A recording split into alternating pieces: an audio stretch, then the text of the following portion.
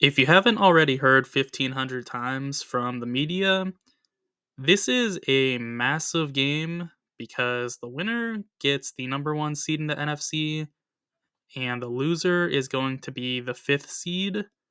So there are drastic ramifications to losing. It is a lot harder to go all the way from the fifth seed and being the road team, basically all the way through, than it is to be the home team all the way through. With that said, we're going to start off with the advantages for Minnesota, specifically for them on defense.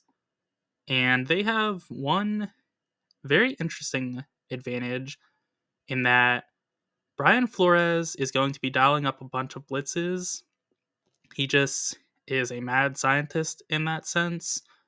And he has a great blitzer in Ivan Pace Jr., who is ninth out of 91 linebackers in pressures, despite missing 6 games. So he could be much higher. And that really goes to show just how transcendent he is as a blitzer at the linebacker position.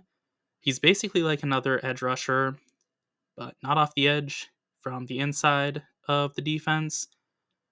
And he is just such a nice weapon to have. In addition to that, this isn't an advantage. This is just a aside. He is really good against the run also. So he's a very nice player. The advantage for pace is magnified by the fact that there is a lacking pass protection in the interior for the Lions in Graham Glasgow, who ranks 58th out of 72 in pass protection for guards. So he is really weak in his pass blocking, and I think that Flores is going to take advantage of that by getting either Pace or Blake Cashman on Glasgow, and I think that that could really be advantageous for the Vikings. That is the only advantage they have on defense, though, at least in my opinion. So we're going to shift now to the offensive side, where they have a really big advantage that's very obvious, in that they have the star wide receiver Justin Jefferson, arguably the best receiver in the entire league, at a minimum, the third best. So he is super, super good. He's going against basically a living, breathing corner. Therefore, he's better than them. And in this case, he's going against an average one in Amik Robertson. He is almost entirely average, as he is 63rd out of 117 in coverage, first of all. So that's roughly average. But he is solid in man coverage, and he plays it an insane 50% of the time, roughly. And that is just such an absurdly high number. If you're wondering what makes that so crazy, a high percentage is like 30%. So Jefferson is going against a guy that is going to be in man coverage about 20 percentage points more often than a normal corner is. And that is worrisome for the Lions because Jefferson is a lot better than Robertson. And that's no disrespect to Robertson. He's not a bad player. He's just nowhere near Justin Jefferson because who is? And with that said, the secondary matchup for the Vikings is also advantageous as Jordan Addison is sound. He's very solid. And he's going against a terrible Terrion Arnold. Arnold, that is 113th out of 117 in coverage. So he is really, really rough. That isn't to say that he's always going to be bad, because I think he is a very talented player with a ton of upside. I liked him a lot coming out of the draft, so I might just be, watching my behind on that one and just sticking with my priors. But Arnold, he's not doing well this year. That is just how it is. There's no way around it. And Addison is a really good second option. He's at a minimum, I would say, an above average second option. You could really argue for a variety of ranges for him, but at a minimum, he's above average. I don't know where I would say he actually ranks, so I'm just going to say that he's a very quality player. Those are the three advantages for the Vikings. We're going to be shifting to the Lions now. Before we do that, though, if you enjoy this video, make sure you like and subscribe, as both make massive differences. And with that out of the way, the Lions have a rather big advantage at the quarterback position, with Jared Goff being a Tier 1 quarterback and Sam Darnold being a Tier 2 one. Darnold is 5th in PFF grade when blitzed, and Goff is 7th. So they are both really good when the other team blitzes, which is a necessity in this matchup because Aaron Glenn and Brian Flores are both going to be blitzing all day long, and they can get home all day long. So it is something to say it's a requirement, basically, that you can pass against the blitz if you want to have any success against these opponents. And they both can. The next advantage for the Lions is that they have a stud, Amon-Ra St. Brown, the sun god as he's known. Such a great name. He is going against, or he's a stud that is going against a quality nickelback in Byron Murphy. Murphy is very good. I want to stress that. He is very good. He is 16th out of 117 in coverage per PFF. So he is incredibly talented. And yet he is still not up to par with St. Brown, because St. Brown is about as good as it gets in the slot. You could argue CD Lamb. I would not argue Lamb this year. Last year, I think Lamb was better, but this year, I think St. Brown is a fair amount better. So that is advantageous for the Lions, even with Murphy being a strength for, 90% of matchups, because Murphy is really good. He's also one of my favorite players. I just think he's very nice as a versatile piece. So that's why I'm really stressing that he's good, in addition to the fact that he is also, in fact, good. The next advantage for the Lions is also at wide receiver, where they have a good one in Jamison Williams versus a lacking Shaq Griffin. Griffin ranks 71st out of 117 in PFF coverage grade, so he is having a rough year. He also plays a heavy amount of man coverage. Not heavy if you're a Lions corner or safety even, but heavy for everyone else in the league, as Griffin plays about 30% of his coverage snaps, which is just his snaps because he's a cornerback. That is what they do, they cover. And he is going to be at a disadvantage against Jamison Williams. Williams is one of the few receivers in this league that are definitively faster than Shaq Griffin.